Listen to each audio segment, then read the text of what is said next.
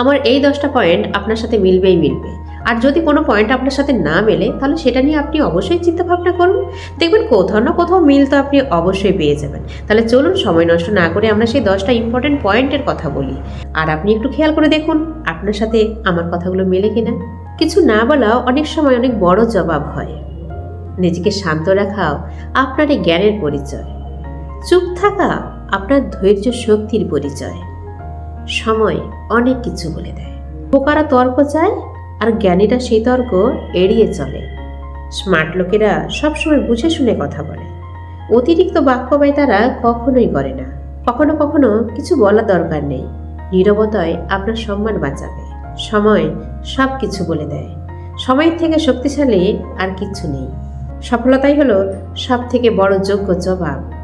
কর্মই আপনার সঠিক এবং আসল পরিচয়। পরিশ্রম সফলতা আনতে বাধ্য। আর এই 10টা পয়েন্টের মধ্যে যে কথাগুলো বললাম, সেই কথাগুলোকে যদি আপনি আপনার জীবনের সাথে রিলেট করে নিতে পারেন, যদি আপনি সেগুলোকে একটু অনুধাবন করেন এবং মেনে চলতে পারেন, তাহলে কিন্তু আপনার জীবনযাত্রার ধারা একেবারেই বদলে যাবে এবং আপনি উন্নতির পথেই এগোবেন।